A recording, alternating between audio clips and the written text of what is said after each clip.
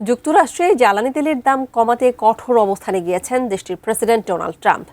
এবার সরাসরি হুঁশিয়ারি দিলেন তেল কোম্পানি শেভরনের প্রধান নির্বাহীকে। আল জাজিরার খবর অনুযায়ী তেল বাজারের অস্থিরতা কমাতে কোম্পানিগুলোকে এখনই দাম কমানোর নির্দেশ দিয়েছেন তিনি। ট্রাম্পের এই নির্দেশ কতটা বাস্তবায়ন হলো আল জাজিরার বরাতে তাই জানাচ্ছেন ত্রিবেণী তনু। মার্কিন প্রেসিডেন্ট ডোনাল্ড ট্রাম্প আবারও তেল কোম্পানিগুলোকে শাসালেন। আল জাজিরার তথ্য মতে ট্রাম্প অবিলম্বে খুচরা বাজারে জ্বালানি তেলের দাম কমানোর দাবি জানিয়েছেন। বিশেষ করে শেভরন কোম্পানির প্রধান নির্বাহী মাইক ওয়ার্থের ওপর তিনি বেশ বিরক্ত।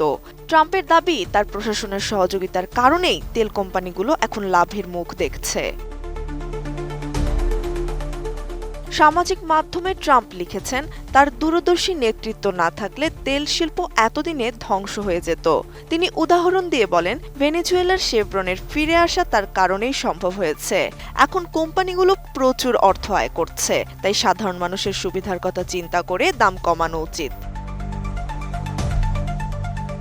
নোভা এলইডি টিভি, ঝকঝকে ছবি, নিখুঁত শব্দ, 5 বছরের ওয়ারেন্টি। নোভা মানি সঠিক মান, নিশ্চিত সেবা। যদিও ট্রাম্পের এই হুমকির পর যুক্তরাষ্ট্রের খুচরা বাজারে তেলের দাম কমার কোনো লক্ষণ দেখতে পায়নি আল জাজিরা। ইরানের সাথে নতুন আলোচনার গুঞ্জন বাজারে তেলের দাম কিছুটা কমিয়ে আনলেও তার প্রভাব পড়েনি দেশটির গ্যাস স্টেশনগুলোতে। ট্রাম্পের আশা, যুদ্ধ শেষ হলে তেলের দাম পাথরের মতো দ্রুত নিচে নামবে। বিষয়টিকে হাস্যকর উদ্যোগ হিসেবে দেখছেন যুক্তরাষ্ট্রের অর্থনীতিবিদরা। আল জাজিরার কাছে দেওয়া সাক্ষাৎকারে তারা জানিয়েছেন, তেলের বাজারে দীর্ঘমেয়াদী সংকটে পড়তে যাচ্ছে যুক্তরাষ্ট্র। এদিকে যুদ্ধ বন্ধ করে ট্রাম্পের আলোচনার দাবি মিথ্যে বলে উড়িয়ে দিয়েছে তেহরান। ত্রিবেণী তনু, ATN নিউজ।